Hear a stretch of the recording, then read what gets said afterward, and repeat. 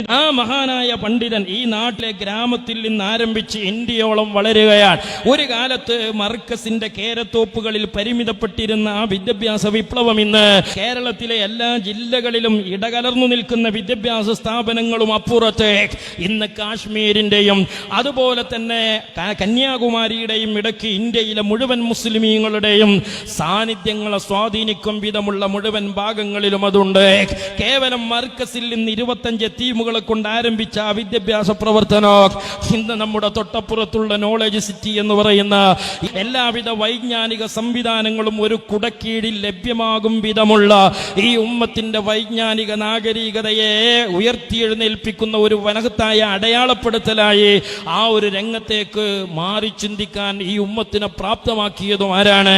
മഹാനായ സുൽത്താനുൽ ഉലമ കാന്തപുരം ഉസ്താദ് എന്ന പാരമ്പര്യ ദർസിന്റെ ഭാഗമാണ്. മഹാരഥന്മാരായ സ്വഹാബിമാരെ അവഗണിച്ചുകൊണ്ട് ആ സ്വഹാബിമാരിൽ നിന്ന് മതം ഫോളോ ചെയ്ത് നമ്മിലേക്ക് എത്തിച്ചു തന്ന ഒരു വലിയ തലമുറയെ ആക്ഷേപിച്ചുകൊണ്ട് ഇന്നും നമ്മുടെ കവലകളിൽ വളർന്നു വരുന്ന മുസ്ലിം സമുദായത്തിന്റെ സാമ്പത്തികവും സാമൂഹികവും വിദ്യാഭ്യാസപരമായ പുരോഗതികളെ ചൂഷണം ചെയ്തുകൊണ്ട് അതിൻ്റെ എല്ലാം പേറ്റന്റ് അവകാശപ്പെടുകയും അതിൻ്റെ എല്ലാം അവകാശികൾ തങ്ങളാണെന്ന് അങ്ങാടികളിൽ വന്ന് അലമുറയിടുകയും അതോടൊപ്പം നമുക്ക് മുമ്പേ കടന്നുപോയ പൂർവികർ ഒന്നിനും കൊള്ളാത്തവരാണെന്ന് പരിചയപ്പെടുത്തുകയും ചെയ്യുന്ന ഒരു പ്രവണത വളർന്നു വരുന്ന തലമുറയെ, ഇന്നലകളിലെ തലമുറയെ തെറ്റിദ്ധരിപ്പിച്ചതുപോലെ അതിനേക്കാൾ ജുഗുപ്സാവഹമായി തെറ്റിദ്ധരിപ്പിക്കാനുള്ള ശ്രമങ്ങൾ നടക്കുകയാണ്. അതിന്റെ ഭാഗമായി അങ്ങാടികളിൽ അവർ പറഞ്ഞുകൊണ്ടിരിക്കുന്ന ഒരുപാട് ശുദ്ധമായ കളവുകളുണ്ട്. ഈ രാജ്യത്തിന്റെ സ്വാതന്ത്ര്യ സമരത്തിൽ ഗാന്ധിജിയുടെ കൂടെ ചില മുസ്ലിം നേതാക്കൾ തോളോട് തോളുരുമ്പി നിന്നപ്പോ ഇവിടെയുള്ള പാരമ്പര്യ മുസ്ലിം പണ്ഡിതന്മാർ അതിനെയൊക്കെ കുഫറിന്റെ ചാപ്പകുത്തി മാറ്റി നിർത്തിയവരായിരുന്നു എന്നൊക്കെയാണ് ഒരു ബഹുസ്വര സമൂഹത്തിൽ പാരമ്പര്യ മുസ്ലിമീങ്ങളെയും പൗരാണിക മുസ്ലിം നേതാക്കളെയും തെറ്റിദ്ധരിപ്പിക്കാൻ വേണ്ടി മൗലവിമാർ പ്രസംഗിച്ചു കൊണ്ടിരിക്കുന്നത്. പൗരാണികരായ പണ്ഡിതന്മാർ ഈ രാജ്യത്ത് അമുസ്ലിങ്ങളുടെ കൂടെ സ്വാതന്ത്ര്യ സമരത്തിൽ മുസ്ലിമീങ്ങൾ പങ്കെടുക്കുന്നതിനെയും പ്രവർത്തിക്കുന്നതിനെയും നിരാകരിച്ചവരാണ്. അതുപോലെ അവർ അത്തരം സംഗതികളിലൊന്നും താല്പര്യമില്ലാത്തവരാണ് എന്ന് വരുത്തി തീർക്കാൻ ഈ മൊയ്തു മൗലവി എന്ന് പറയുന്ന വഹാബി തന്നെയായ ഒരാളുടെ പുസ്തകത്തെ ഏറ്റുപിടിച്ചുകൊണ്ടാണ് നുണ പറയുന്നത്. ഈ കോഴിക്കോട് മുതലക്കുളം മൈതാനിയിൽ അദ്ദേഹം ഒരു പുസ്തകം പ്രകാശനം ചെയ്യുന്നുണ്ട്. ഈ മുജാഹിദ് പ്രസ്ഥാനം ചരിത്രത്തിന്റെ ഒരാമുഖം എന്നാണ് ആ പുസ്തകത്തിന്റെ പേര്. ആ പുസ്തകത്തിൽ അദ്ദേഹം ഇന്ത്യയിലെ മുസ്ലിം ഉമ്മത്തിന്റെ ദയനീയമായ ചരിത്രത്തെ കുറിച്ച് വിശദീകരിക്കുന്നുണ്ട്. ഈ ദയനീയമായ ചരിത്രം എന്ന് പറഞ്ഞാൽ അക്കാലത്തെ മുസ്ലിം പണ്ഡിതന്മാർ ഈ രാജ്യത്തെ രാഷ്ട്രീയവും സാമൂഹികവും സാംസ്കാരികവുമായ ഇടങ്ങളിലൊന്നും അവർ സാന്നിധ്യം അറിയിക്കാറില്ല, ഇടപെടാറില്ല, അവരൊന്നിനും കൊള്ളാത്തവരാണ് എന്നതാണ് മൗലവിയുടെ ആ കരച്ചിൽ. തെരുവുകളിലൂടെ മുസ്ലിം സഹോദരങ്ങളെ സ്വതന്ത്ര സമര പ്രസ്ഥാനങ്ങളിലേക്ക് കൈപിടിച്ചുയർത്താൻ യാത്ര ചെയ്തിരുന്ന ഈ മൊയ്തു മൗലവിയെ അന്ന് ഒരു പള്ളിയിൽ പ്രസംഗിക്കാൻ മുസ്ലിയാക്കന്മാർ അനുവദിച്ചില്ല. അവര് പറഞ്ഞു, കാഫിറുകളുടെ പേര് പള്ളിയിൽ പറഞ്ഞു പ്രസംഗിക്കാൻ നിന്നെ ഞങ്ങൾ അനുവദിക്കില്ല എന്നാണ് ആ മുസ്ലിയാക്കന്മാർ അന്ന് ശബ്ദമുയർത്തിയത്. ഏത് സമൂഹത്തെ കുറിച്ചാണ് ഈ പറയുന്നത്? മമ്പുറന്തങ്ങളുടെയും കോന്തുനായരുടെയും ഹൃദയസ്പൃക്കായ ആത്മീയ സൗഹൃദത്തിന്റെ അടയാളങ്ങൾ അടയാളപ്പെട്ട് കിടക്കുന്ന ഒരു മണ്ണിലാണ് ഇത് പറയുന്നത്. കോന്തുനായരുടെയും മങ്ങാട്ടച്ചന്റെയും സൗഹൃദപരമായ തമാശകളെയും നർമ്മങ്ങളെയും മർമ്മങ്ങളെയും ഒപ്പിയെടുത്ത മണ്ണിലാണ് ഈ പ്രചാരണം നടക്കുന്നത്. ടിപ്പു സുൽത്താൻ എന്ന് പറയുന്ന പാരമ്പര്യ വിശ്വാസിയുടെ ഏറ്റവും അടുത്ത കൂട്ടുകാരൻ പൂർണ്ണയ്യ എന്ന് പറയുന്ന മുസ്ലിമാണ്. ഇങ്ങനെയുള്ള ഈ രാജ്യത്തിന്റെ ബഹുസ്വരതയോടെ സ്വന്തം മതത്തിന്റെ വിശ്വാസവും തൗഹീദും മരക്കിട്ടുറപ്പിച്ചുകൊണ്ട് സാധ്യമാകും വിധം സഹവസിക്കുകയും ഇടപഴകുകയും ചെയ്ത ഒരു സമൂഹത്തെയാണ് സ്വാതന്ത്ര്യ സമരത്തിൽ പോലും അമുസ്ലിമീങ്ങളോട് സാവസിക്കാൻ പറ്റാത്തവരായി ഇവിടെയുള്ള പാരമ്പര്യ മുസ്ലിമീങ്ങൾ മാറി എന്ന് പരിചയപ്പെടുത്തുന്നത്. യഥാർത്ഥത്തിൽ ചില ചരിത്രങ്ങളെ വളച്ചൊടിക്കുകയാണ്. ഒരുപക്ഷെ ഇന്ത്യൻ നാഷണൽ കോൺഗ്രസുമായി പല ഘട്ടങ്ങളിൽ മുസ്ലിം ന്യൂനപക്ഷങ്ങൾ ഇടഞ്ഞു വന്നിട്ടുണ്ട്. അങ്ങനെയുള്ള ഘട്ടങ്ങളിലൊക്കെ ഉണ്ടാകുന്ന ചില പരാമർശങ്ങളെയും ഇടപെടലുകളെയും അടിസ്ഥാനപരമായി പാരമ്പര്യ മുസ്ലിമീങ്ങൾ പൗരാണിക കാലത്ത് രാജ്യത്തിന്റെ സ്വാതന്ത്ര്യത്തിലും രാഷ്ട്രീയത്തിലും ഇടപെടാതെ വിമുഖത കാണിച്ച എടുക്കാച്ചരക്കുകളാണ് എന്ന് വരുത്താനാണ് അയാൾ അത് ഉപയോഗപ്പെടുത്തുന്നത്. എന്നാൽ സഹോദരന്മാരെ, അതേ മൊയ്തു മൗലവിയുടെ മറ്റൊരു പുസ്തകം നമുക്ക് പരിചയപ്പെടാം. ആ പുസ്തകത്തിന് അയാൾ ഇട്ട പേര് ചില ചരിത്ര ചിന്തകൾ എന്നാണ്. ആ പുസ്തകം അയാൾ രചിക്കാനുള്ള കാരണം അയാൾ പറയുന്നത് ഇങ്ങനെയാണ്: ഞാൻ ഈ ചെറു ഗ്രന്ഥം എഴുതാൻ ഒരു പ്രത്യേക കാരണമുണ്ട്. മുസ്ലിം പണ്ഡിതന്മാർ ലൗകിക കാര്യങ്ങളുമായി ബന്ധമില്ലാതെ പള്ളികളിലും മദ്രസകളിലും അടങ്ങി ഒതുങ്ങിയിരുന്ന് ജീവിതം നയിക്കുന്ന ഉപകാരമില്ലാത്ത ജന്തുക്കളാണ് എന്ന് ചിലർ ആക്ഷേപം പുറപ്പെടുവിക്കാറുണ്ട്. നേരത്തെ നടത്തിയ മൗലവിയുടെ പ്രസംഗത്തിന്റെയും ആകത്തുക ഈ ആക്ഷേപമാണ്. കഴിഞ്ഞ ഒരു നൂറ്റാണ്ടുകാലം പാരമ്പര്യ മുസ്ലിമീങ്ങൾക്കെതിരെ വഹാബികൾ ഉയർത്തിക്കൊണ്ടുവന്ന ആക്ഷേപവും ഇതുതന്നെയാണ്. ആ ആക്ഷേപത്തിന്റെ മുനയൊടിക്കാനാണ് ഈ ചരിത്ര ചിന്തകൾ എന്ന പുസ്തകം മൊയ്തു മൗലവി എഴുതുന്നത്. അതെഴുതാൻ മറ്റൊരു പശ്ചാത്തലം കൂടി മൊയ്തു മൗലവിക്കുണ്ടായിരുന്നു. അതയാൾ ഇങ്ങനെയാണ് പറയുന്നത്: 1940 ജിന്ന സാഹിബ് കൽക്കത്തയിൽ വെച്ച് പറഞ്ഞു, മൗലവിമാർക്ക് രാഷ്ട്രീയമൊന്നും അറിഞ്ഞുകൂടാ, അവരുടെ ശക്തി ഞാൻ നശിപ്പിച്ചു എന്ന ഒരു പ്രസ്താവന ജിന്ന സാഹിബ് കൽക്കത്തയിൽ വെച്ച് നടത്തിയതിനെ കൂടി പ്രതിരോധിക്കാൻ ആ കാലത്തെ മുസ്ലിം പണ്ഡിതന്മാർ എല്ലാത്തിനും പ്രാപ്തരായിരുന്നു എന്ന് വരുത്താനാണ് മൊയ്തു മൗലവി പുസ്തകം എഴുതുന്നത്. ആ ജിന്ന സാഹിബിനെ പോലെ പിൽക്കാലത്ത് നമ്മുടെ കേരളത്തിലും ചില പ്രസ്താവനകൾ നമ്മൾ കേട്ടിട്ടുണ്ടായിരുന്നു. മുസ്ലിം പണ്ഡിതന്മാർ ഗ്രന്ഥം ചുമക്കുന്ന കഴുതകളാണ് എന്നതുപോലെയുള്ള പരാമർശങ്ങളെ, അതുപോലെയുള്ള ഒരു പരാമർശം ജിന്ന സാഹിബ് നടത്തിയപ്പോ അങ്ങനെയല്ല എന്ന് പറയാനാണ് മൊയ്തു മൗലവി പുസ്തകം എഴുതുന്നത്. ആ പുസ്തകത്തിൽ തുടർന്നുകൊണ്ട് മൊയ്തു മൗലവി പറയുന്ന കാര്യങ്ങൾ ഇങ്ങനെയാണ്: 2 കൊല്ലമായി മാപ്പിള സാഹിത്യ ചരിത്രത്തെക്കുറിച്ച് ഞങ്ങൾ ഗവേഷണം നടത്തിക്കൊണ്ടിരിക്കുകയാണ്. ഗവേഷണ മധ്യേ കേരള ജനതയെ അമ്പരപ്പിക്കുന്ന പല യാഥാർത്ഥ്യങ്ങളും ഞങ്ങൾക്ക് ഗ്രഹിക്കാൻ കഴിഞ്ഞു. അതിന്റെ സംക്ഷിപ്ത രൂപം വായനക്കാരുടെ മുമ്പിൽ വെക്കാം. അങ്ങനെ മലബാറിലെ, കേരളത്തിലെ മലയാളികൾക്കിടയിലെ പൗരാണിക പണ്ഡിതന്മാരുടെ സാഹിത്യ കഴിവുകളെ പഠിക്കാൻ വേണ്ടി അദ്ദേഹം ഇറങ്ങി തിരിച്ചപ്പോൾ അത്ഭുതകരമായ പല കണ്ടെത്തലുകളും അദ്ദേഹം കാണുകയാണ്. അങ്ങനെ കണ്ടപ്പോൾ അത് സമൂഹത്തോട് പറയാൻ അയാളുടെ മുന്നിൽ ചില ആശങ്കകളുണ്ട്. എന്തായിരുന്നു ആ ആശങ്കകൾ എന്നുകൂടി അയാൾ തുടർന്നു പറയുകയാണ്.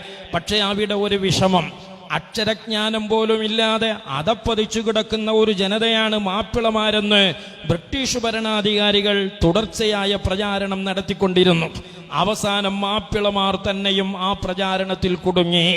നാട്ടിലെ പൂർവീകരായ മുസ്ലിമീങ്ങൾ, നമ്മുടെ കവലകളിൽ വഹാബികൾ എപ്പോഴും പറയുന്ന ഒരു ആരോപണമാണ്: പൗരാണികരായ പണ്ഡിതന്മാർക്കും മുസ്ലിമീങ്ങൾക്കും അക്ഷരജ്ഞാനമില്ലായിരുന്നു, ഒരു കത്തെഴുതാൻ പോലും അവർക്കറിയുമായിരുന്നില്ല എന്നൊക്കെ ഇന്നും വഹാബികൾ നടത്തിക്കൊണ്ടിരിക്കുന്ന പ്രചാരണം ബ്രിട്ടീഷുകാരുടേതാണ്. എന്നാൽ അത്തരം ഒരു പ്രചാരണത്തിൽ ബ്രിട്ടീഷുകാർ രംഗപ്രവേശനം ചെയ്തു എന്ന് മാത്രമല്ല, മുസ്ലിമീങ്ങൾ തന്നെ അതിൽ ആണ്ടുപോയ ഒരു കാലത്ത് എങ്ങനെയാണ് ഈ സത്യങ്ങളൊക്കെ പറയുക എന്ന ആശങ്കയാണ് ഈ മൊയ്തു മൗലവിയുടെ മുമ്പിൽ ഉണ്ടായത്. എന്നിട്ട് അദ്ദേഹം പറയുകയാണ്, ആ ധാരണ വെച്ചു പുലർത്തിക്കൊണ്ടുപോന്നു. അങ്ങനെയുള്ള പരിതസ്ഥിതിയിൽ മാപ്പിളമാർക്ക് മഹത്തായ ഒരു സാഹിത്യ പാരമ്പര്യമുണ്ടെന്ന് പറഞ്ഞാൽ ഇല്ലാത്ത വലിപ്പം നടക്കുകയാണെന്നോ അല്ലെങ്കിൽ അല്പമെന്തോ ഉള്ളത് ഊതി ഉറപ്പിച്ച് കാണിക്കുകയാണെന്നോ മാത്രമേ ലോകം ധരിക്കുകയുള്ളൂ. തന്നിമിത്തം സാഹിത്യ പാരമ്പര്യത്തെക്കുറിച്ച് വിവരിക്കും മുമ്പ് മാപ്പിളമാരുടെ ആകപ്പാടെയുള്ള നിലപാടൊന്ന് വിവരിക്കേണ്ടത് ആവശ്യമാവുകയാണ്. എന്നിട്ട് ആ പുസ്തകത്തിൽ തുടർന്നുകൊണ്ട് അദ്ദേഹം കേരളത്തിലെ 21 മുമ്പുള്ള മുസ്ലിമീങ്ങളുടെ എല്ലാ അർത്ഥത്തിലുമുള്ള അടയാളപ്പെടുത്തലുകൾ, അവരുടെ വിവിധങ്ങളായ സംഭാവനകൾ, അത് ദേശഭക്തിയിലുണ്ട്, സ്വാതന്ത്ര്യ പ്രേമത്തിലുണ്ട്, ത്യാഗശീലത്തിലുണ്ട്, വിജ്ഞാന തൃഷ്ണയിലുണ്ട്, സാമൂഹ്യ ബോധത്തിലും മതഭക്തിയിലുമുണ്ട്. മനുഷ്യസ്പർശിയായി ഒരു ഉത്തമ സമുദായത്തിൽ നിന്ന് പ്രകടമാകേണ്ട എല്ലാ നന്മകളും സാമൂഹ്യമായും സാംസ്കാരികമായും ആത്മീയമായും ആ കാലത്തെ മുസ്ലിമീങ്ങൾക്കുണ്ടായിരുന്നു എന്ന് പറയുന്നത് അതേ മൊയ്തു മൗലവിയാണ്. ഈ സമുദായത്തിലെ പൗരാണികരായ ആളുകളെ ഇന്ന് ജീവിച്ചിരിക്കുന്ന പിൽക്കാലക്കാർ ആക്ഷേപിക്കുന്നു എന്ന് നബി സല്ലല്ലാഹു അലൈഹി വസല്ലം പറഞ്ഞതിനെ അനർത്ഥമാക്കും വിധം വഹാബികൾ ഉയർത്തിക്കൊണ്ടുവരുന്ന ഒരു ആരോപണമാണ് 21 മുമ്പ് ജീവിച്ച മുസ്ലിമീങ്ങൾ, അതിന്റെ ശേഷവും സുന്നത്തി ജമാഅത്തിന്റെ മുഖ്യധാരയിലുണ്ടായിരുന്ന പണ്ഡിതന്മാർ, അവർ മലയാള ഭാഷക്കെതിരായിരുന്നു, അവർ ഇംഗ്ലീഷ് ഭാഷക്കെതിരായിരുന്നു തുടങ്ങിയ പ്രചാരണമാണ് അതുപോലെ വഹാബികൾ പൂർവികർക്കെതിരെ ആക്ഷേപമായി ഉന്നയിച്ചിട്ടുള്ളത്. മലയാള ഭാഷ പഠിക്കുന്നത് കുഫ്രിയത്താണ് എന്ന് പറഞ്ഞിരുന്ന സമൂഹത്തെ കൊണ്ട് മലയാള ഭാഷ പഠിപ്പിച്ച മുജാഹിദ് പ്രസ്ഥാനം എവിടെയാണ് മുസ്ലിമീങ്ങൾ അങ്ങനെ ഒരു അഭിപ്രായം പറഞ്ഞത്? മലയാള ഭാഷ പാടില്ല എന്നോ മതവിരുദ്ധമാണോ എന്നോ ഒരു മുസ്ലിം പണ്ഡിതനും പറഞ്ഞിട്ടില്ല. മറിച്ച് ഹിജ്റ 5 ആരംഭിച്ച് 21 വരെ എത്തി നിൽക്കുന്ന കേരളത്തിലെ മുസ്ലിം പാരമ്പര്യത്തിൽ അവരുടെ ആശയവിനിമയങ്ങളും കർമ്മശാസ്ത്രങ്ങളും സാഹിത്യങ്ങളും ആത്മീയമായ മാലമൗലിദുകളും ഒക്കെ രേഖപ്പെടുത്തപ്പെട്ട ഒരു ഭാഷയുണ്ടായിരുന്നു. മലയാള ഭാഷയ്ക്ക് അക്ഷരം ഘടിപ്പിക്കപ്പെടുന്നതിന്റെ മുമ്പ് മുസ്ലിം പണ്ഡിതന്മാര് അവരുടെ ഭക്ഷണാപരമായ കഴിവ് കൊണ്ടുണ്ടാക്കിയെടുത്ത അറബി മലയാളം എന്ന് പറയുന്ന ഭാഷ, ആ ഭാഷയിലൂടെയാണ് മുസ്ലിമീങ്ങൾ അവരുടെ ആത്മീയതയെ കരുപ്പിടിപ്പിച്ചു സംരക്ഷിച്ചു പോന്നത്. ഹിജ്റ 5 മുതൽ 21 വരെയുള്ള മുസ്ലിമീങ്ങളുടെ സാംസ്കാരിക പൈതൃകങ്ങൾ മുഴുവനും പരിരക്ഷിക്കപ്പെട്ടത് ആ ഭാഷയിലാണ്. അതുകൊണ്ട് തന്നെ ബ്രിട്ടീഷുകാർക്ക് ആ ഭാഷ ഇല്ലായ്മ ചെയ്യണമെന്ന് ആഗ്രഹമുണ്ടായിരുന്നു. അങ്ങനെ CN അഹമ്മദ് മൗലവി എന്ന് പറയുന്ന ഒരു മൗലവിയെ പണം കൊടുത്ത് വിലക്കെടുത്ത് ബ്രിട്ടീഷുകാർ അന്ന് മുസ്ലിം മലബാറിലേക്ക് ഇറക്കി വിടുകയാണ്. എന്തിനു വേണ്ടി? മുസ്ലിങ്ങളായ കുട്ടികൾക്ക് മലയാള ഭാഷ പഠിപ്പിക്കാൻ എന്ന വ്യാജേന അറബി മലയാളത്തിൽ നിന്ന് മുസ്ലിമീങ്ങളെ പിന്തിരിപ്പിക്കാനുള്ള ബ്രിട്ടീഷുകാരന്റെ അജണ്ടകളുമായി അവരിൽ നിന്ന് അച്ചാരം വാങ്ങി രംഗപ്രവേശനം ചെയ്തപ്പോൾ അതിനെയാണ് യഥാർത്ഥത്തിൽ മുസ്ലിം പണ്ഡിതന്മാർ എതിർത്തത്, അടിസ്ഥാനപരമായി മലയാള ഭാഷയെ അല്ല. ഇനി അയാൾ പറയുന്നത് എന്താണ്? ഇതുപോലെ ഇംഗ്ലീഷ് ഭാഷക്കും മുസ്ലിമീങ്ങൾ എതിരായിരുന്നു എന്നാണ് ഇനി സഹോദരന്മാരെ അയാൾ വിശദീകരിക്കുന്നത്. ഭാഷ നരകത്തിലെ ഭാഷയാണ് എന്ന് പ്രമേയം പാസാക്കിയ ഒരു കാലഘട്ടം ഉണ്ടായിട്ടുണ്ട്. ഇംഗ്ലീഷ് ആരായിരുന്നു ആ പ്രമേയം പാസാക്കിയത്? ഇംഗ്ലീഷ് ഭാഷ നിഷിദ്ധമാണ് എന്ന പ്രമേയം ഇവിടെ പാസാക്കിയത് ആരാണ്? 1885 ഇന്ത്യൻ നാഷണൽ കോൺഗ്രസ് രൂപം കൊള്ളുന്നതിന്റെ മുമ്പ് തന്നെ ഇവിടുത്തെ മുസ്ലിം പണ്ഡിതന്മാർ നാട്ടിന്റെ സ്വാതന്ത്ര്യത്തെക്കുറിച്ച് ചിന്തിക്കുകയും പ്രസംഗിക്കുകയും ചെയ്തിരുന്നു. അതിനാവശ്യമായ പല കർമ്മപരിപാടികളും ആസൂത്രണം ചെയ്തു പോന്നു. അക്കാലത്താണ് ഇംഗ്ലീഷ് ഭാഷയും എല്ലാ ഇംഗ്ലീഷ് നിർമ്മിത വസ്തുക്കളും വർജിക്കണമെന്ന തീരുമാനമെടുത്തത്. അത് ഇംഗ്ലീഷ് ഭാഷയോടുള്ള വെറുപ്പ് കൊണ്ടല്ല, ദേശീയ വികാരത്തിലുള്ള ആവേശം കൊണ്ട് മാത്രമായിരുന്നു. അത് തെറ്റാണെന്ന് ആരെങ്കിലും പറയുമോ? ഈ വരികൾ എഴുതി വെച്ചത് ആരാണ്? ജമാഅത്തെ ഇസ്ലാമിക്കാർ അവരുടെ ആലിയ കോളേജിന്റെ സോവനീറിൽ എഴുതി വെച്ചതാണ്. അതായത് ഇവിടെയുള്ള സുന്നി പണ്ഡിതന്മാരോ സമസ്ത കേരള ജമിയത്തുൽ ഉലമയുടെ ഉലമാക്കളോ ആയിരുന്നില്ല ആ ഇംഗ്ലീഷ് ഭാഷ നിഷിദ്ധമാണ് എന്ന് സമുദായത്തെ പഠിപ്പിച്ചത്. മറിച്ച് അത് ഈ സമുദായത്തിലെ പണ്ഡിതന്മാർ രാജ്യത്തിന്റെ സ്വാതന്ത്ര്യത്തിന് വേണ്ടി സമരം ചെയ്യുന്നതിന്റെ കൂട്ടത്തിൽ ഒരു പൊതു രാജ്യസ്നേഹത്തിന്റെ വികാരം എന്ന നിലക്കെടുത്ത ബഹിഷ്കരണത്തിന്റെ ഭാഗമാണ്. അത് ഇവിടെയുള്ള സുന്നി പണ്ഡിതന്മാരുടെ വിവരക്കേടും അപരിഷ്കൃതത്വവുമായി പരിചയപ്പെടുത്താനാണ് വഹാബികൾ ശ്രമിച്ചത്. മൗലവി പറയണേ, ബഹുമാനപ്പെട്ട പതി ഉസ്താദേ, അല്ലാഹു തആല അവിടുത്തെ ദറജ ഉയർത്തി കൊടുക്കുമാറാവട്ടെ. ഒരു കാലത്ത് തെക്കൻ ജില്ലയിൽ നിന്ന് വന്ന് ഈ മലബാറിന്റെ വിവിധങ്ങളായ ഭാഗങ്ങളിൽ അഹ്ലുസുന്ന ആദർശ ആശയങ്ങൾക്കെതിരെ വഹാബികൾ അജണ്ടകൾ ഉണ്ടാക്കി തെരുവിലിറങ്ങിയപ്പോ അതിനെ ശക്തമായി പ്രതിരോധിച്ച ഒരു ആലിമായിരുന്നു പതി ഉസ്താദ്. ആ പതി ഉസ്താദിനെ തെക്കൻ ജില്ലയിൽ നിന്ന് എന്തിനാണ് മലബാറിലേക്ക് കൊണ്ടുവന്നത്? ഇസുദ്ദീൻ മൗലവി എന്ന് പറയുന്ന ഒരു തെക്കൻ ജില്ലക്കാരൻ അവരുടേതായ ഭാഷയിലും ശൈലിയിലും വഹാബിസം പ്രചരിപ്പിക്കാൻ നമ്മുടെ നാട്ടിൽ വന്നിരുന്നു. അപ്പോ ആ തെക്കൻ ജില്ലക്കാരനായ ഇസുദ്ദീൻ മൗലവിയെ അതേ തെക്കൻ ജില്ലയിൽ നിന്ന് പതി ഉസ്താദിനെ ഇറക്കിയിട്ട് പ്രതിരോധിക്കുകയായിരുന്നു അന്നത്തെ ആലിമീങ്ങൾ. പക്ഷെ അതിനെ ഒരു മൗലവി പരിചയപ്പെടുത്തുന്നത് എങ്ങനെയാണ്? അന്ന് ഇവിടെ ആരും മലയാള ഭാഷ നന്നായി എഴുതാനും പറയാനും കഴിയുന്ന ആളുകളില്ല. അതുകൊണ്ട് തെക്കൻ ജില്ലയിൽ നിന്ന് പതി ഉസ്താദിനെ ഇറക്കിയത് ഇവിടെ മുജാഹിദ് പ്രസ്ഥാനം നന്നായി മലയാളം പറഞ്ഞതുകൊണ്ടാണ് എന്ന് വരുത്തുകയാണ് മൗലവി ചെയ്യുന്നത്. പതി അബ്ദുൽ ഖാദർ മുസ്ലിയാർ എന്ന കൊല്ലം ജില്ലയിലെ ഓച്ചിറക്കടുത്ത് കറ്റാനം എന്ന് പറയുന്ന പ്രദേശത്ത് നിന്ന് പതി അബ്ദുൽ ഖാദർ മുസ്ലിയാർ അങ്ങ് എറണാകുളവും കഴിഞ്ഞ് തൃശ്ശൂരും കഴിഞ്ഞ് മലപ്പുറവും കഴിഞ്ഞ് കോഴിക്കോട് പൂനൂർ എന്ന് പറയുന്ന പ്രദേശത്തെത്താൻ അതിനും ഒരു ചരിത്രപരമായ കാരണമുണ്ട്. എന്താണ് ആ ചരിത്രപരമായ കാരണം? ഇസുദ്ദീൻ മൗലവി എന്ന ഒരു തെക്കൻ ജില്ലക്കാരൻ ഇവിടെ വന്ന് വഹാബിസം പറയാൻ തുടങ്ങി. അപ്പൊ അവരുടെ അതേ ഭാഷയിലും നാണയത്തിലും തിരിച്ചടിക്കാൻ അതേ തെക്കൻ ഭാഗത്തുനിന്ന് പതി ഉസ്താദിനെ ഇറക്കിയതാണ്, അടിക്കടി പ്രതിരോധം കൊടുത്തതാണ്. മുജാഹിദ് പ്രസ്ഥാനത്തോടാണ് സമസ്ത കടപ്പെട്ടിരിക്കുന്നത്.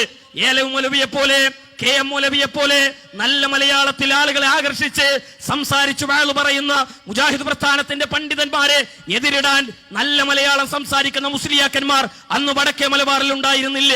അതുകൊണ്ടാണോ ഇസുദ്ദീൻ മൗലവിയെ വഹാബികൾ ഇവിടെ ഇറക്കിയത്? ഇവിടെയുള്ള വഹാബി പുരോഹിതന്മാർക്ക് മലയാളം അറിയാത്തത് കൊണ്ടാണ് എന്ന് പറയാൻ പറ്റുമോ?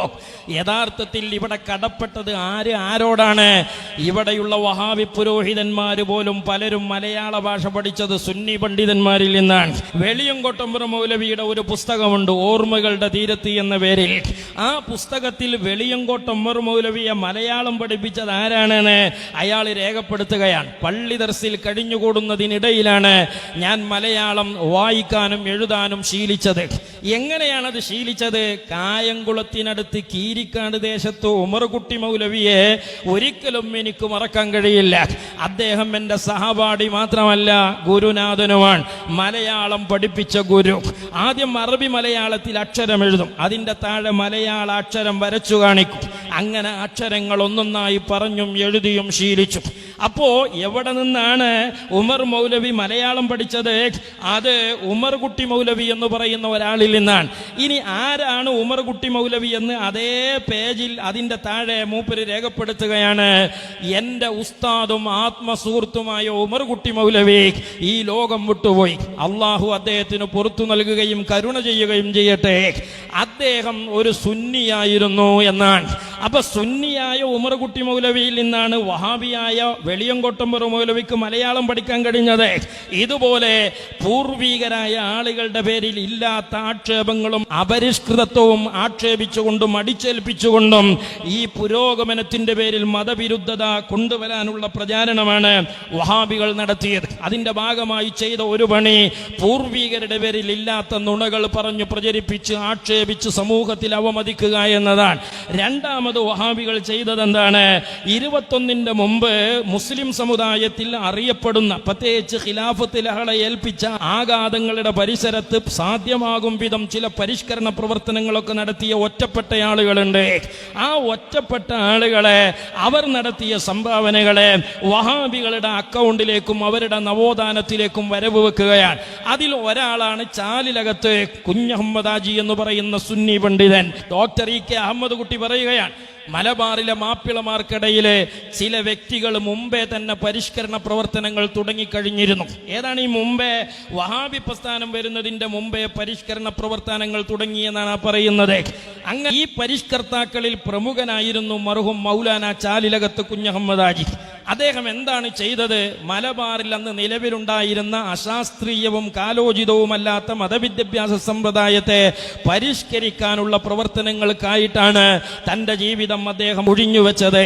അതായത് നമ്മുടെ നാടുകളിൽ ഇന്ന് കാണുന്ന വ്യവസ്ഥാപിതമായ മദ്രസ വിദ്യാഭ്യാസം, ആ മദ്രസ വിദ്യാഭ്യാസത്തിന്റെ പിതാവാണ് മഹാനായ ചാലിലകത്ത് ഉസ്താദ്. അദ്ദേഹത്തിന്റെ സേവനങ്ങളെയും നവോത്ഥാനങ്ങളെയും മദ്രസ വിദ്യാഭ്യാസത്തെയും വഹാബികളുടെ അക്കൗണ്ടിലേക്ക് എഴുതിയിട്ട് പൗരാണികരായ സുന്നത്തി ജമാഅത്തിന്റെ പണ്ഡിതന്മാര് മദ്രസ വിരോധികളാണ് എന്ന് സോഷ്യൽ മീഡിയയിലൂടെയും തെരുവുകളിലൂടെയും ഒക്കെ ഇപ്പോഴും നമ്മൾ കേൾക്കുന്ന ഒരു ആരോപണമാണ്. എന്നാൽ സഹോദരന്മാരെ, ചാലിലകത്ത് ആരായിരുന്നു? അദ്ദേഹം ഒരു തികഞ്ഞ സുന്നിയായിരുന്നു. എന്തുകൊണ്ട്? 1920 വഹാബി ആശയം കേരളത്തിൽ വരുന്നത്. അതുവരെ ഇവിടെ ഇന്ന് സമസ്ത കേരള ജമിയത്തുൽ ഉലമ വിഭാവനം ചെയ്യുന്ന ആശയം എന്താണോ, അഥവാ സ്വഹാബികൾ ഇവിടെ പഠിപ്പിച്ച ആശയമായ അഹ്ലുസുന്ന മാത്രമാണ് ഉണ്ടായിരുന്നത്.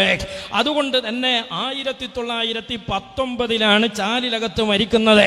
അതുകൊണ്ട് എന്തായാലും അദ്ദേഹം സുന്നിയല്ലാതെ ജീവിക്കുകയോ മരിക്കുകയോ ചെയ്തിട്ടില്ല. എന്നാൽ ഇത് പറയുമ്പോൾ വഹാബികൾ ചാലിലകത്തിനെ അവരുടെ അക്കൗണ്ടിലേക്ക് വെച്ചു ചേർക്കാൻ വേണ്ടിയിട്ട് ഒരു മൗലവി നമ്മൾ പറയുന്ന ചാലിലകത്തിന്റെ സുന്നി പിൻബലം നിഷേധിക്കുകയാണ്. ചാലിലകത്ത് സമസ്തയുടെ ആളാണ്. ചാലിലകത്ത് കുഞ്ഞഹമ്മദ് ഹാജി സമസ്തയുടെ ആളാണ്. ഇതും ഒന്ന് ഞാൻ ചോദിക്കട്ടെ, ചാലിലകത്ത് എന്നാ മരിച്ചത്? 1919. കേരളത്തിൽ വഹാബി നവോത്ഥാൻ എന്നാ തുടങ്ങുന്നത് 1920 ശേഷം. എന്നാൽ അഹ്ലുസുന്നത്തി വൽ ജമാഅ എന്ന ആശയം 21 മുതൽ വഹാബികൾ പറയുന്ന ഖുറാഫാത്തും കുബൂരിയത്തൊക്കെ ഇവിടെ നിലവിലുള്ളത് എന്നാണ് 21 മുമ്പ് ഇസ്ലാമുള്ള കാലത്തൊക്കെ. 1919 ചാലിലകത്ത് മരണപ്പെട്ടു പോയിട്ടുണ്ട്. സമസ്ത ഉണ്ടായതോ 1926. അത് സമസ്ത എന്ന സംഘടന ഉണ്ടായതാണ്. അതുണ്ടാകാൻ കാരണം 1920 ശേഷം വഹാബിയൻ യുക്തിവാദം നിങ്ങൾ ഇവിടെ സംഘടിതമായി പ്രചരിപ്പിക്കാൻ ശ്രമിച്ചതുകൊണ്ടാണ്. എന്നാൽ സമസ്ത പ്രതിനിധാനം ചെയ്യുന്ന അഹ്ലുസുന്ന എന്ന് പറയുന്ന ആശയം 21 മുമ്പേ ഇവിടെയുണ്ട്. 1926 ഉണ്ടായ സമസ്തന്റെ നേതാവ് അങ്ങനെ ചാലിലകത്താകുക?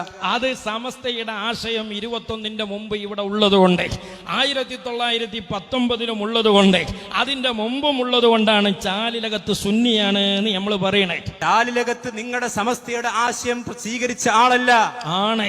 ഞങ്ങൾ പറയുന്ന അഹ്ലുസുന്നത്തി വൽ ജമാഅയുടെ ആശയമാണ് അദ്ദേഹം പ്രതിനിധാനം ചെയ്തത്. ഇനി ചാലിലകത്ത് സമസ്തയല്ല എന്ന് പറയാൻ അയാൾക്ക് ചില ന്യായമുണ്ട്, അതും കൂടി നമുക്ക് കേട്ടുനോക്കാം. അദ്ദേഹം മദ്രസ പരിഷ്കരണങ്ങളെ എതിർത്തപ്പോൾ അതിനെതിരെ ശബ്ദിച്ചിട്ടുണ്ട്.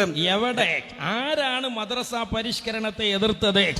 ആരാണ് എതിർത്തത്? എങ്കിലല്ലേ അതിനെ അദ്ദേഹത്തിന് പ്രതിരോധിക്കേണ്ടി വരികയുള്ളൂ. രണ്ട്, ചാലിലകത്തെ ഇവിടെ അദ്ദേഹം പറഞ്ഞ ചാലിലകത്ത് സമസ്തയുടെ ആളാണെന്ന് തെളിവെന്താ? ചാലിലകത്തിന്റെ ഉസ്താദുമാർ മുസ്ലിയാക്കന്മാരായിരുന്നു. അത് പല തെളിവിൽ ഒരു തെളിവാണ്. ചാലിലകത്തിന്റെ ഉസ്താദുമാരൊക്കെ സുന്നിയാണ് എന്നുള്ളത്. മാത്രല്ല 1919 ഇന്നത്തെ മുജാഹിദ് ആശയം കേരളത്തിൽ ഇല്ല എന്നത് വേറൊരു തെളിവാണ്. സ്വന്തം പള്ളി ദർസിലെ കുട്ടിക്ക് പറഞ്ഞു കൊടുക്കാം, മനുഷ്യന്മാരുടെ മുമ്പിൽ പറയണ്ട. മനസ്സിലായോ? മനുഷ്യന്മാരുടെ മുമ്പിൽ പറയണ്ട, പള്ളി ദർസിലെ കുട്ടിക്ക് പറഞ്ഞു കൊടുക്കാം. എല്ലാരോടും പറയാൻ പറ്റിയതാണത്. ഉസ്താദുമാരായി കൈമാറ്റം ചെയ്യപ്പെട്ട ആശയം ഇവിടെ അഹ്ലുസുന്നയാണ് എന്നുള്ളത്. മുസ്ലിയാർ എന്ന പേരുള്ളവരൊക്കെ മുസ്ലിയാക്കന്മാരാണെന്നാണ് നിങ്ങളുടെ വിചാരം? ഇല്ലല്ല, അത് ഫൈസൽ മൗലവിയെ മുസ്ലിയാരെ പോലെ കുറെ ആൾക്കാർ പിന്നെ മതം മാറിയതുണ്ട്. അങ്ങനെയാണെങ്കിൽ KM മൗലവിന്റെ പേരെന്നാ തയ്യിൽ മുഹമ്മദ് കുട്ടി മുസ്ലിയാർ എന്നല്ല, മുസ്ലിയാരാണ് മൂപ്പര്. അതെ, മൂപ്പര് സുന്നിയായിരുന്നു. ചാലിലകത്ത് മരണപ്പെടുന്നത് വരെ KM മൗലവി സുന്നിയാണ്.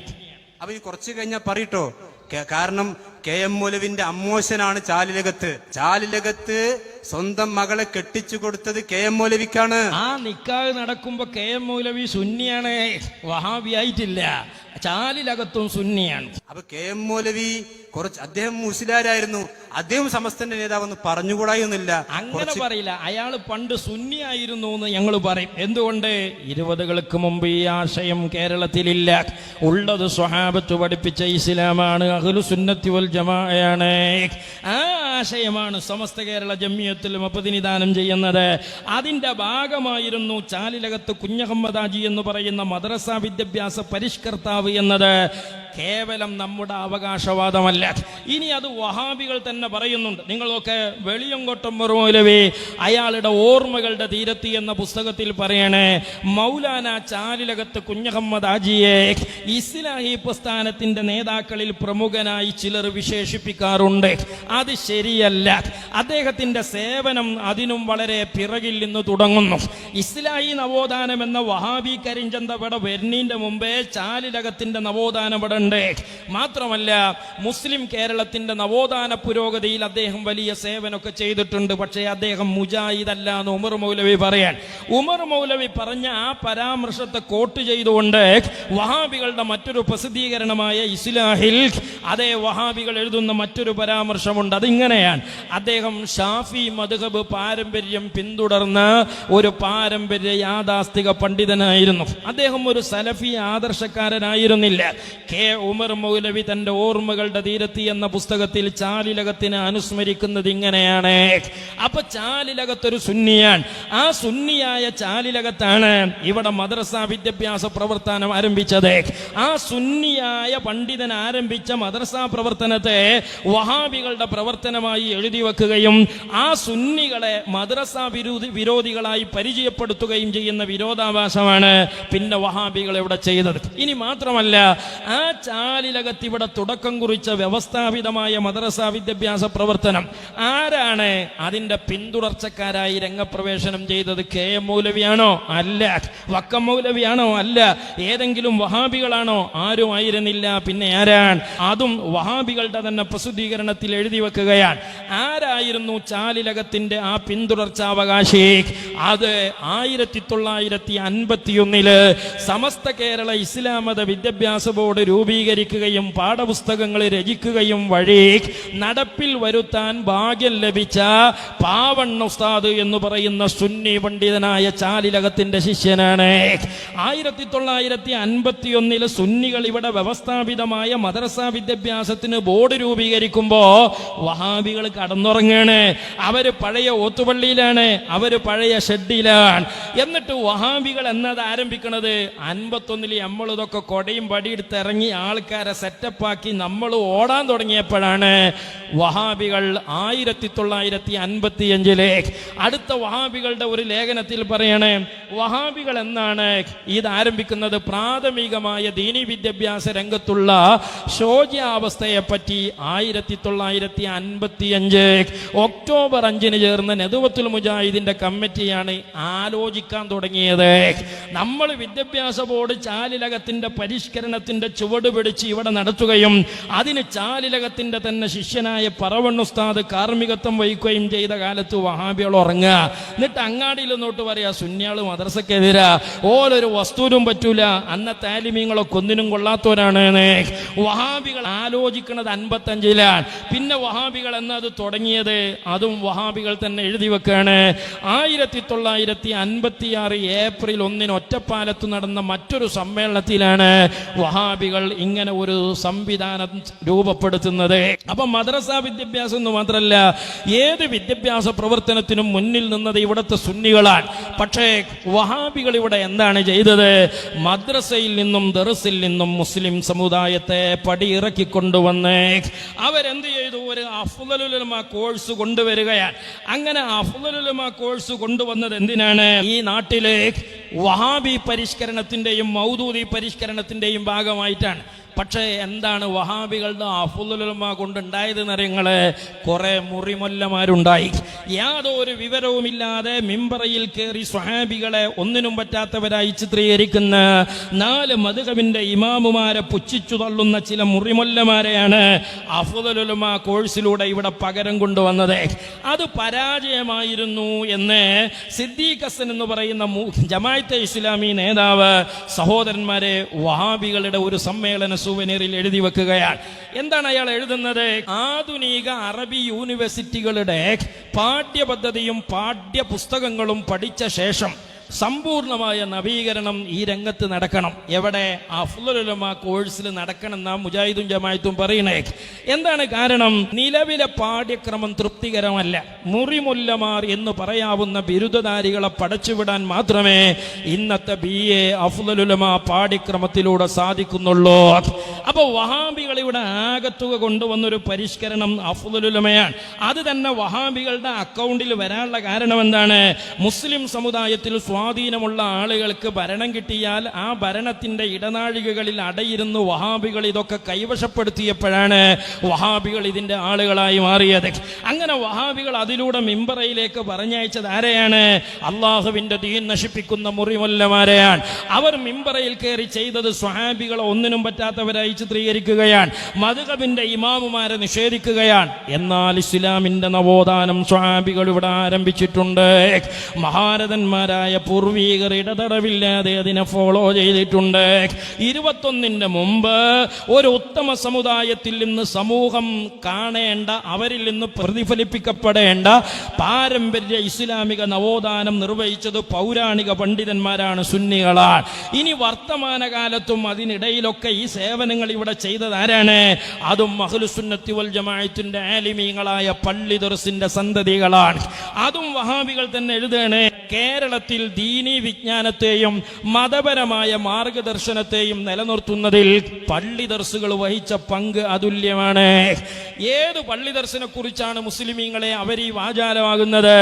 എത്ര പരിഹാസത്തോടുകൂടെയാണ് ഒരു കാലത്ത് വഹാബികൾ തെരുവിൽ മുതഅല്ലിമീങ്ങളെ ആക്ഷേപിച്ചത്, അതുപോലെ മുദർരിസുമാരെ പരിഹസിച്ചത്. പള്ളി മൂലകളിൽ ഒതുങ്ങിക്കൂടുന്ന ഒരു ജനതയായി ആക്ഷേപിക്കുകയും അവഹേളിക്കുകയും ചെയ്തുകൊണ്ടാണ് പള്ളി ദർസിൽ നിന്ന് ചിലതിനെങ്കിലും പെറുക്കിയെടുത്ത് വഹാബികൾ ഈ അഫ്ളലുൽ ഉലമയിലേക്ക് കൊണ്ടുപോയത്. അങ്ങനെ കൊണ്ടുപോയപ്പോ എന്താ അതിന്റെ മെച്ചം എന്നാണ് ഇപ്പൊ നേരത്തെ മൗലവി പറഞ്ഞത്. ഇനി പള്ളി ദർസിന്റെ മെച്ചം പറയുന്നേ കേട്ടോളേ. ഭൗതിക സാഹചര്യങ്ങൾ തീർത്തും പ്രതികൂലമായിരുന്നിട്ട് കൂടി പ്രഗത്ഭരായ ആലിമുകൾ പള്ളി ദർസുകളിലൂടെ ദീനി വിദ്യാഭ്യാസത്തെ നിലനിർത്തുകയും മുന്നോട്ട് നയിക്കുകയും ചെയ്തു. നിലവിലെ സമുദായത്തിന്റെ ഉന്നത വിദ്യാഭ്യാസ സ്ഥാപനങ്ങളിൽ പലതും പള്ളി ദർസുകളുടെ അവശേഷിപ്പുകളാണ്. നിങ്ങൾ ആലോചിച്ചു നോക്കൂ മുസ്ലിമീങ്ങളെ. ഇവിടെ 21 മുമ്പ് സാമൂഹ്യ രംഗത്ത് സജീവമായ വെളിയങ്കോട് മർക്കാദി ആവട്ടെ, ആലി മുസ്ലിയാരാവട്ടെ, അതുപോലെ മഖ്ദൂമുമാരാവട്ടെ, അവരെല്ലാം ഈ ഒരു പാരമ്പര്യ പാഠ്യപദ്ധതിയുടെ ഭാഗമാണ്. ഇനി പിൽക്കാലത്ത് ഉമ്മത്തിന് നേതൃത്വം കൊടുത്തവരാവട്ടെ, അവരും മുസ്ലിം ഉമ്മത്തിന്റെ ഇത്തരം പാഠ്യപദ്ധതികളുടെ ഭാഗമാണ്. മലബാർ ഖിലാഫത്തിൽ ബ്രിട്ടീഷുകാർ ഒരുപാട് ഉലമാക്കളെയും നേതാക്കളെയും ഉമറാക്കളെയും ഒക്കെ വിവിധ നാടുകളിലേക്ക് നാടുകടത്തുകയോ കൊല ചെയ്യുകയോ ചെയ്ത് നേതൃദാരിദ്ര്യം അനുഭവിക്കുന്ന ഒരു ശൂന്യത, ഒരു ഗ്രഹണ സമയം മലബാറിൽ ഇടവേളയിൽ ഉണ്ടായതൊഴിച്ചാൽ ഇവിടെയുള്ള മുസ്ലിമീങ്ങളെല്ലാം കൊണ്ടും ധന്യരായിരുന്നു. മാത്രമല്ല ആ മലബാറിലെ ഖിലാഫത്ത് ലഹളയിൽ ഉണ്ടായ ഗ്രഹണ അവസ്ഥയെ അതിജീവിക്കാൻ പിന്നീട് രംഗപ്രവേശനം ചെയ്തത് ആരാണ്? സമസ്ത കേരള ജംഇയ്യത്തുൽ ഉലമയാണ്. ആവശ്യാനുസരണം വഹാബികൾക്ക് മുമ്പേ അവർ മദ്രസ വിദ്യാഭ്യാസ ബോർഡും വ്യവസ്ഥാപിത പദ്ധതികളും ഉണ്ടാക്കിയിട്ടുണ്ട്. നടത്തുന്നുണ്ട്. അതുപോലെ ആ പ്രവർത്തനങ്ങളുടെ ഭാഗമായി ഇന്ന് വഹാബികളെക്കാൾ ഇംഗ്ലീഷ് മീഡിയം നടത്തുന്നത് ആരാണ്? ഈ വഹാബി മൗലവിമാരെക്കാൾ ഇന്ന് അഡ്വക്കറ്റുമാരും എഞ്ചിനീയർമാരും ഡോക്ടർമാരുമായി സേവനം ചെയ്യുന്ന മതപണ്ഡിതരുള്ളത് എവിടെയാണ്? എല്ലാം പള്ളി ദർസിന്റെ ഭാഗമായ ദഅവ കോളേജുകളിൽ നിന്ന് രൂപപ്പെടുന്ന പ്രതിഭകളാണ്. അതിനെല്ലാം നേതൃത്വം നൽകുന്നത് ആരാണ്? പള്ളി ദർസിന്റെ പാരമ്പര്യ ഭാഗമായുള്ള പണ്ഡിതരാൻ. നിങ്ങൾ നോക്ക്, മഹാനായ സുൽത്താനുൽ ഉലമ കാന്തപുരം ഉസ്താദ്, വെളിപ്പാടകലെയുള്ള കാന്തപുരം നമുക്കറിയാം, തൊട്ടപ്പുറത്തുള്ള കൈതപ്പൊയിലെ നോളേജ് സിറ്റി നമുക്കറിയാം. ഒന്നുമില്ലായ്മയിൽ നിന്ന് ഈ മലബാറിലെ മുസ്ലിം ഗ്രാമങ്ങളിലൂടെ ആരംഭിച്ച് അവരുടെ മതഭൗതിക വിദ്യാഭ്യാസ മേഖലകളെയും ആത്മീയതയെയും ഒരുപോലെ സന്നിവേശിപ്പിച്ച് ഇന്ത്യ രാജ്യത്തെ മുസ്ലിമീങ്ങളുടെ ചരിത്രപരമായ പിന്നോക്കത്തിന്റെ അടിസ്ഥാന കാരണങ്ങളെ നിർണയിച്ച് അതിനെയെല്ലാം അതിജീവിക്കാൻ പ്രാപ്തമാക്കുന്ന രീതിയിലേക്കുള്ള സാമൂഹിക സാംസ്കാരിക വിദ്യാഭ്യാസ മുന്നേറ്റങ്ങൾക്ക് ഇന്ന് ഇന്ത്യ കണ്ട ഏറ്റവും വലിയ കാർമ്മികത്വം വഹിക്കുന്ന നേതൃത്വം ഏതാണ്?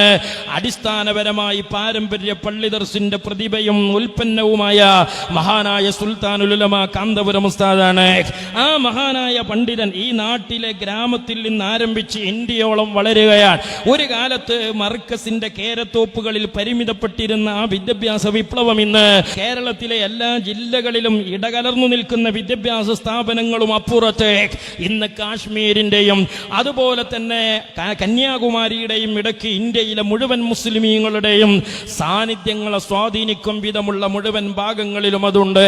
കേവലം മർക്കസിൽ നിന്ന് 25 ടീമുകളെ കൊണ്ട് ആരംഭിച്ച ആ വിദ്യാഭ്യാസ പ്രവർത്തനം ഇന്ന് നമ്മുടെ തൊട്ടപ്പുറത്തുള്ള നോളേജ് സിറ്റി എന്ന് പറയുന്ന എല്ലാവിധ വൈജ്ഞാനിക സംവിധാനങ്ങളും ഒരു കുടക്കീഴിൽ ലഭ്യമാകും വിധമുള്ള ഈ ഉമ്മത്തിന്റെ വൈജ്ഞാനിക നാഗരികതയെ ഉയർത്തിയെഴുന്നേൽപ്പിക്കുന്ന ഒരു വനഹത്തായ അടയാളപ്പെടുത്തലായി ആ ഒരു രംഗത്തേക്ക് മാറി ചിന്തിക്കാൻ ഈ ഉമ്മത്തിനെ പ്രാപ്തമാക്കിയതും ആരാണ്? മഹാനായ സുൽത്താനുൽ ഉലമ കാന്തപുരം ഉസ്താദ് എന്ന പാരമ്പര്യ ദർസിന്റെ ഭാഗമാണ്. ഞാൻ പറഞ്ഞുകൊണ്ടുവന്നത് ഇസ്ലാമിന്റെ നവോത്ഥാനം, അല്പമൊക്കെ വിദ്യാഭ്യാസ പ്രവർത്തനം, കുറച്ചൊക്കെ സാമ്പത്തികമായ സ്വാധീനം ഉണ്ടായിക്കഴിഞ്ഞാൽ ഈ പണ്ഡിതന്മാരുടെ പിറകിൽ നിൽക്കാൻ പാടില്ല. അവർ വിദ്യാഭ്യാസത്തിനെതിരാണ്, പരിഷ്കരണത്തിനെതിരാണ്, അവർ അപരിഷ്കൃതത്തിന്റെ ആളുകളാണ് എന്ന് വരുത്തി തീർത്തുകൊണ്ട് ഈ ഉമ്മത്തിൽ കപട നവോത്ഥാനത്തെ കരുപ്പിടിപ്പിക്കാൻ വന്ന കക്ഷിത്വമായിരുന്നു 21 വഹാബിയത്ത് എന്ന് പറയുന്നത്. അതൊരിക്കലും ഇസ്ലാമിന്റെ ഇസ്ലാഹായിരുന്നില്ല. അവർ ഇവിടെ പ്രചരിപ്പിച്ചതൊന്നും വസ്തുതയുമായിരുന്നില്ല. ഇൻഷാ അല്ലാഹ് ഈ വരുന്ന 3-ാം തീയതിയാണ് മർക്കസിന്റെ ഖത്മുൽ ബുഖാരി സനദ് ദാന സമ്മേളനം നടക്കാൻ പോകുന്നത്. സാന്ദർഭികമായി ഞാൻ അത് അറിയിക്കുകയാണ്. എല്ലാവരും അത് അറിഞ്ഞിരിക്കും. നമ്മൾ സോഷ്യൽ മീഡിയകളിലൊക്കെ അതിന്റെ പ്രചാരകരും പ്രവർത്തകരും ആകണമെന്നുകൂടി കൂട്ടത്തിൽ ഓർമ്മപ്പെടുത്തുകയാണ്. ഇവിടെ അള്ളാഹുവിന്റെ ഖുർആൻ പറഞ്ഞ ഒരു ഫസാദ് ഉണ്ടായി വന്നതാണ്.